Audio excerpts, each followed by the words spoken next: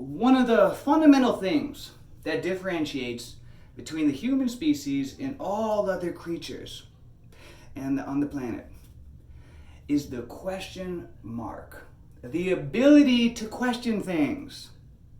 See, my dog doesn't wake up in the morning and think like, oh, you know what do I want to do today? Do I want to work on my to-do list? Do I want to work on my health and go run some laps around the yard, work on my cardio?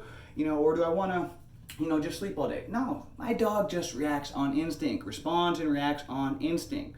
All creatures throughout the earth, that's what they do. They have their own intelligence, don't get me wrong, but they respond and they react based on instinct. Humans, on the other hand, one thing that makes us unique is that we have the ability to question, the question mark.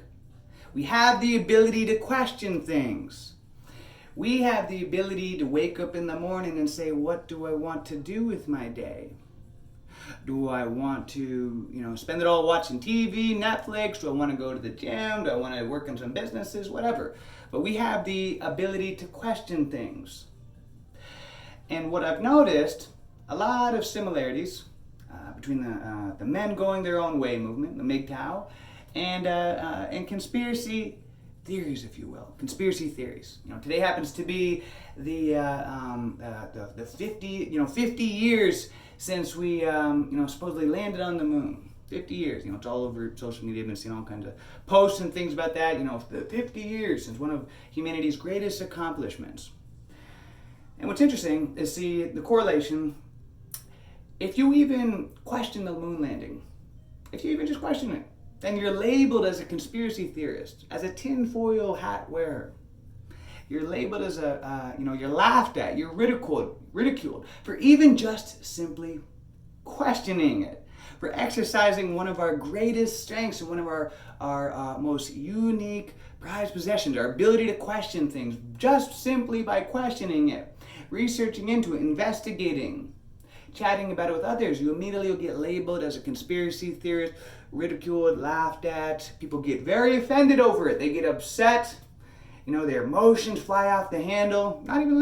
You're not even allowed to question it. You just have to accept the story that we've been told. And of course, we saw it on the TV though, so, And so the MGTOW and the men going their own way, I see the same type of thing. When men start to go their own way and, they decide to be a man going their own way, see things differently, decide to go their own path, what happens? They get labeled as a misogynist. They get labeled all kinds of things, people, you're a woman hater, you're this, that. It's just far from the truth. Just men who've decided to go their own way. I remember when I first got into the PUA community, the pickup artist community. Same thing on the media, there was media coverage and everything saying pickup arts and all this, we're all just men who want to learn how to manipulate and take advantage of women and so forth and this and that, which is far from the truth. Most of the people that were in the PUA community, the pickup arts community, were nerds. People that had, like myself, that had never had success with women, that, had only had their heart broken and were romantic type of guys that really wanted, to get a girlfriend, but we couldn't figure out how. And so that was why we were studying game and all that stuff, to try to learn, to try to better ourselves, so that we could get a girlfriend. But, of course, the media and everything in the world saw people who studied pickup artists as manipulators, scumbags, the whole 9 yards. And so MGTOW is the same type of thing. People think they greatly misunderstand. And if you even talk, about, you're a MGTOW man, you're going your own way, what? Again, you're gonna get laughed at, criticized, called, a misogynist. When really, just a red pill aware man, a man that's decided to go his own way, is typically a man that has done a lot of research into sexual dynamics and relations and has been through a lot in their life, probably been through the PUA and pickup arts study and so forth, and just has come to the conclusion in their life, at this point in their life, they just want to go their own way. They just want to maybe temporarily or maybe permanently, they just want to take a break from the conventional path that society, we've been conditioned that we have to follow, which is, you gotta, get married and have kids and the whole 9 yards and all these things like that. Well, what if you don't want to get married? What if you just want to live your life as a single man for the rest of your life? Right? Does that mean we're public enemy number one? because you just want to be a man that's going his own way, don't want to, get married, get into a relationship or anything like that. Again, what the people that, and a lot of men, which is crazy as well, aren't open to red pill awareness, this kind of knowledge. Why? Because they've lost that ability to question. And I've noticed that over and over again, how many people have lost that ability to question. The question mark within them has died. And I believe that starts from a young age. I remember being in school, I was always the type to raise my hand all the time until my teachers would get so frustrated at me. And I remember I had teachers specifically who would make fun of me in front of the whole class because I was always asking questions. And what happens is then your peers start to get upset at you for asking questions, because then it looks like you're paying attention more, you're more involved, they don't want to look bad. And before you know it, the years and the decades go on, we get conditioned not to question, just to accept the narrative and that of which we've been told. And if you question anything, and as you get older, and you decide to extend your knowledge outside of the school books, outside of what we've been taught in school, outside of, the government narrative of our history in the world and everything like that, if you start to do some further research and digging and looking into things, and then you start to talk about it with other people. I'm such a big researcher. I love to research. I've read so many thousands of books and probably thousands of documentaries. And something that I learned quickly, because I would get so excited learning about new things. And when I would go to talk to people, it's like, people would either make fun of me, they didn't care, they would sometimes get offended, they would get upset, they'd get triggered. And it just was like, people just don't even care. Like, what? Like, what's happened? Why are you curious about this? And when there's a mountain of evidence, showing a situation that people don't even care, the question mark within them has died. And that blew my mind. Like, why? Like, why people don't even care? Really? Like, we're so distracted by all these, things out there, these really strange distractions out there, which are just that, they're distractions to keep us distracted from the truth and important subjects. And if you decide to become, if you decide to read books like the Rational Male series and become a man going your own way, MGTOW, research into red pill philosophy about sexual dynamics, about the truth about women and their behavior and so forth, and you talk about this stuff, what happens? People get offended, men and women, which is funny. Get all the white knights and everything that come up, and they're all hot and heated and offended, because they don't want to dare, research into it. And then the women, they get offended, and, the feminists come up and they get all upset when really it's just a matter of, it's men that are questioning things. Wait a second. Our whole life we've been conditioned that this is what love is, that this is romance, this is how it's supposed to work. But clearly it's not working.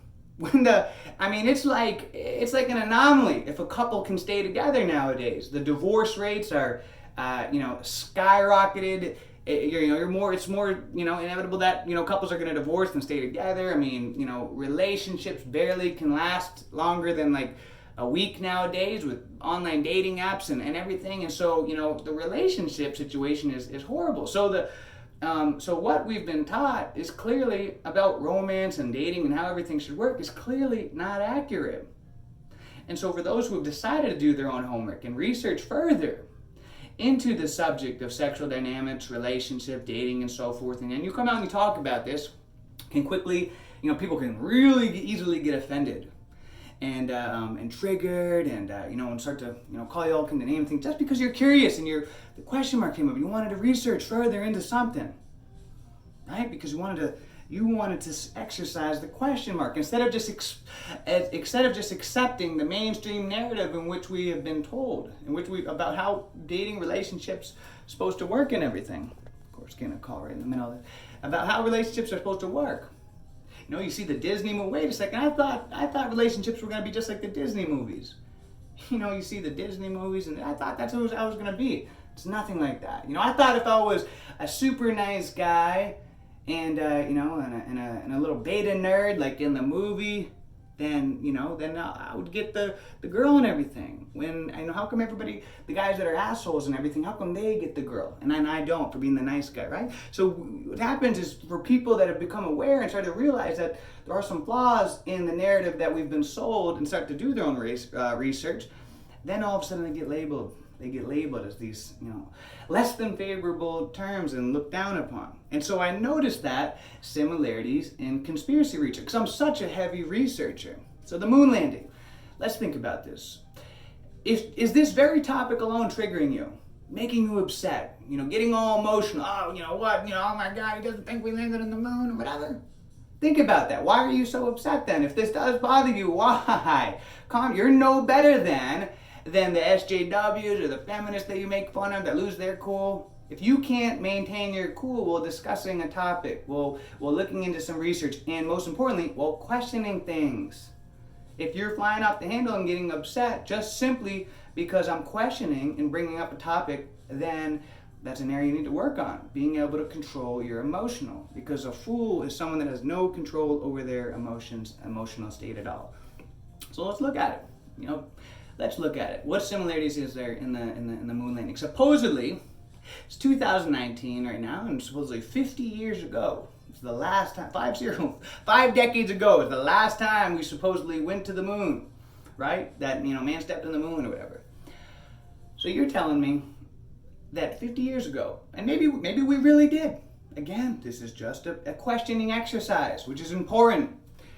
You're telling me 5 decades ago, 50 years ago, when we didn't have the internet, we didn't have cell phones, we didn't have we didn't have internet, we didn't have the computers or anything like that. I mean, the computers with the size of a gymnasium for the technology that like a Game Boy has. And you're telling me then, at that day and age, that we flew all the way 200,000 miles away to the moon, landed on there, and made a phone call to the President of the United States live on television in 1969, 50 years ago, live. Oh, but and people will say, oh, I saw it on television though. I saw it on television. Okay. So then basically, because you saw it on TV, it's true, right? So you're saying that the TV is absolutely a credible source, right? Well, believing that the TV is a credible source and trusting the TV and the government simply because they told you is like giving trust to that girlfriend, girlfriend that has cheated on you over 100 times in a row, and expecting that this time's going to be different. She's already cheated on you 100 times before. She slept with everybody in town, and the town over, next town over, and always says she's going to change, but she never does. That's, what it's like. So essentially, just because you saw it on TV, you have to trust that the TV, what you saw on there was real. So you're telling me, when you can't, in this day and age, 50 years later, you can't even make a phone call on a cruise ship, but we made a call you can't even make a phone call on top of a mountain. I was just in Massachusetts. We were in cities, and then there would be certain areas where we just got a little bit too far from the city, and boom, all the cell phone reception, it's like you're in the Stone Age, Dark Ages, no reception or anything. But we made a crystal clear phone call from the moon, 200,000 miles away, live on TV, all the way to the White House. Talking, really. And this is 50 years ago, before cell phones, before the internet, any of that.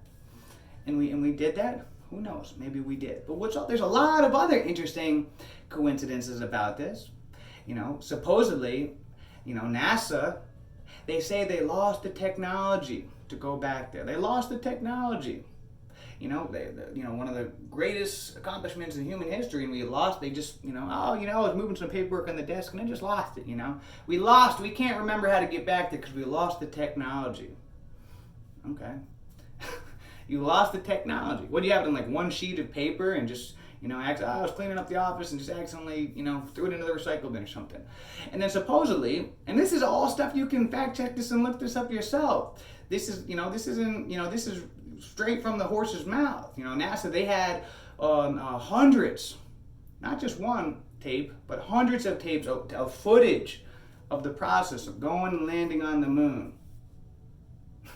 So that would be a great amount of evidence and proof. But guess what? They lost and or recorded over every single videotape. I mean, come on, it was there was the new season of Bonanza and we had to record it. I needed some videotapes, and so, it was that or the moon landing tapes. I couldn't miss my Bonanza. I mean, seriously. I mean, you're talking again about supposedly one of the greatest accomplishments of mankind, and hundreds of videotapes we recorded over and or lost the tapes. How convenient. Right? I mean, that's what I'm saying. Maybe we really did go to the moon. But I think the important thing is to question situations. Don't just accept the narrative that what we've been told. Don't just because the government told you, just because, and you got to remember, I'm making all these phone calls right in the middle of this. Just because you've been told something by the government or the TV or whatever doesn't mean that it's true.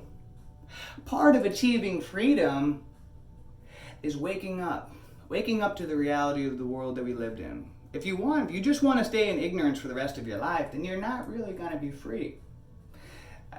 Freedom comes as you become aware and you start to realize more. If not, you're just living in a cell, in a prison, in a jail, and that's, okay. Most people go through life like that. But if you really truly want to become free, then I encourage you to start to exercise one of your greatest gifts, which is the ability to question. And what you'll find is that the truth is quite different on many different subjects from what we've been told and what, the mainstream narrative of what we've been pushed and told. And the reason why this is important is because a lot of people struggle their whole life. They struggle with health. They follow the mainstream narrative of how we're supposed to eat healthy and everything. The food pyramid, whatever.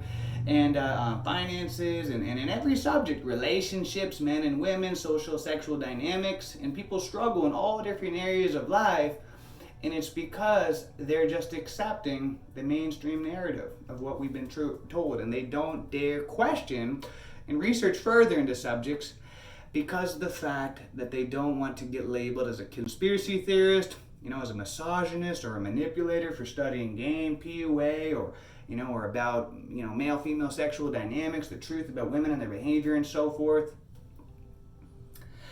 But if you want to start to get a headline, it's hard. How are you going to win? For example, if I told you that, to go and play a game of baseball, but you had no idea how to play the game of baseball, so you wouldn't know what to do. You'd go out onto the field and what would you do? Kick the ball or throw the bat against the fence? You would have no idea what to do, how to beat the game, how to win the game, how to even play the game. And it would be very frustrating. The scoreboard would show you were losing, getting crushed, and you'd be really frustrated. And that's how most people go through their whole life. Not only that, but they're given a false guidebook and a playbook on how to play baseball. It'd be like me giving you the rule book for soccer, and telling you, hey, go play baseball now, right? And that's a lot of people on every subject. They're given incorrect playbooks, and then they wonder why they struggle in so many different areas of their life because they're not aware. And they haven't bothered to go down and research the truth, come up with their own answers for themselves. Right? Don't just believe something because I tell it. Don't believe it just because you hear it in the news or the TV or the government. You learned it in school. Do your own research. Research all sides of the equation, all different stories, all sides, and put together the pieces. Create a puzzle piece for yourself, because there's a lot of misinformation out there, and not only misinformation and disinformation. And let me ask you something: would you rather be misinformed or uninformed? Right? You may think you're educated, but if you're misinformed, are you? At that point, maybe it would be better just to be uninformed, right? So that's the dilemma we're in at. And so that's why to find the truth nowadays, you really got to turn over every single stone to find the truth for yourself, because there's so much misinformation out there, disinformation. But if you want to just go through life with uninformed, then it's going to be a difficult process in playing baseball, the game of life, and winning and succeeding in all the different areas of life. So I encourage you to exercise your greatest gift in this world. One of your greatest gifts, and we have a lot of great gifts as humans, but that is the question mark, the ability to question things. And as your question mark gets stronger and you get more curious and you start to bring that question mark back to life, what you're going to find happen, which I've found happen, and I know other friends who have had this, is that all of a sudden it's like a newfound passion comes back into your life. You have more energy. That's one of the biggest reasons why people go to the doctors, due to lack of energy. You'll have more energy. All of a sudden things start to make sense. You're no longer confused like an old man with Alzheimer's. Things are coming back to you. Things are making more sense, right? You'll have more purpose. You can have more clarity in your thoughts, and you can become more, oh my gosh, how many phone calls am I going to get down this video? And things will just start to make sense. So I'm getting a lot of calls here, so I got to take this now. So guys, I hope you're all having a great day. Let's make it a great day, a great week, a great month, a great year. You know what, guys? Let's make it a great life. Till next time, see ya.